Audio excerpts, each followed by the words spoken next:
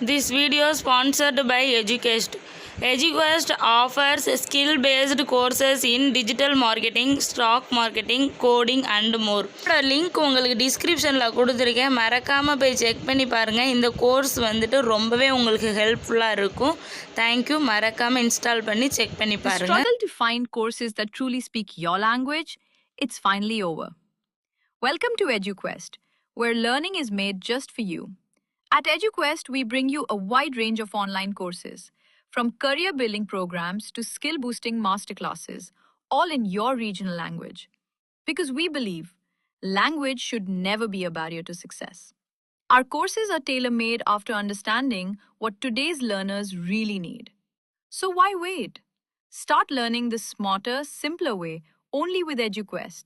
Visit eduquest.courses and explore your next course today. And hey, don't miss out on our exciting offers and promotions.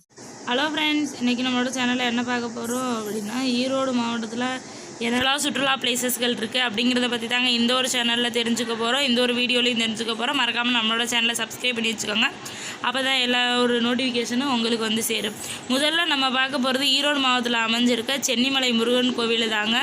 இதுதான் சென்னிமலை முருகன் கோவில். ரொம்பவே வந்துட்டு பிரசித்தி பெற்ற ஒரு முருகன் கோவில்ன்றாங்க. அடுத்தது வந்துட்டு இது வந்துட்டு திடல் முருகன் கோவில் அப்படின்னு சொல்லுவாங்கங்க. அதாவது ஈரோட்லே தான். இதுவும் ரொம்ப ஒரு புகழ்பெற்ற ஒரு முருகன் கோவில் தாங்க. உண்மையாலுமே ஒரு சூப்பரான ஒரு முருகன் கோவில், பார்க்கவும் அழகாக பியூட்டிஃபுல்லான ஒரு முருகன் கோயிலாக இந்த கோவில் அமைஞ்சிட்ருக்குங்க. இங்கே வந்துட்டு ஆறுமுக சுவாமியாக முருகன் காட்சி கொடுத்துட்ருக்காரு. மறக்காமல் போய் செக் பண்ணி பாருங்கள், இந்த கோயிலுக்கு போங்க. அதுக்கப்புறம் வந்துட்டு நாட்டட்ரேஸ்வரர் அப்படிங்கிற ஒரு கோவில் தாங்க. இந்த கோவில் வந்துட்டு உண்மையிலுமே ஒரு ஆற்றை கடந்து போய் சாமியை பார்க்கணும். அந்த மாதிரி ஒரு கோலத்தில் இந்த ஒரு கோவில் அமைஞ்சிருக்கு. ரொம்பவே ஒரு அட்வென்ச்சரான ஒரு லுக்கு கொடுக்கும். அடுத்தது வந்துட்டு ஆருத்ரா கபாலீஸ்வரர் டெம்பிள். இது ஒரு சிவாலயம் தாங்க, சிவன் கோவில். இந்த கோவில் உண்மையாலுமே நிறைய பேர் ரிவ்யூ கொடுத்து வச்சு பார்க்குறப்போ உண்மையாலுமே நீட்டாக இருக்குது. அதாவது கோவிலோட இடங்கள் எல்லாமே சூப்பராக இருக்குது அப்படிங்கிற மாதிரியும் சொல்லியிருக்காங்கங்க. இங்கே வந்துட்டு போகாதவங்க மறக்காமல் போயிட்டு வாங்க. அடுத்ததான் அருள்மிகு மாகுதேஸ்வரர். அதாவது இது ஒரு கோவில் தாங்க. அதிகமாக கோவில் தான் பார்த்துட்ருக்கோம். இது வந்துட்டு ஒரு சிவன் கோவில் தாங்க. இதுதான் சிவன் கோயிலோட முன்னாடி பக்கம் அப்படின்னு சொல்லிட்டு சொல்கிறாங்க. ரொம்பவே ஒரு பிரசித்தி பெற்ற ஒரு ஊர் தாங்க. அடுத்தது வெள்ளோடு பேர்ட் சாங்சுரி, அதாவது பறவைகள் சரணாலயம் சொல்லுவாங்களா, அந்த மாதிரி பறவைகள் சரணாலயம் அமைஞ்சிருக்குதுங்க.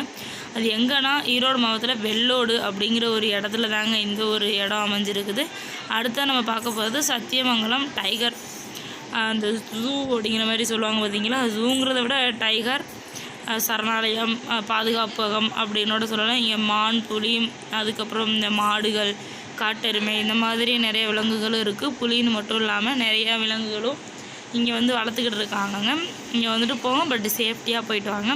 அடுத்ததான் நம்ம பார்க்க போகிறது இது ஒரு என்ன கோவில்னா ஜாயின் கோயில் அப்படிங்கிற மாதிரி சொல்கிறாங்க.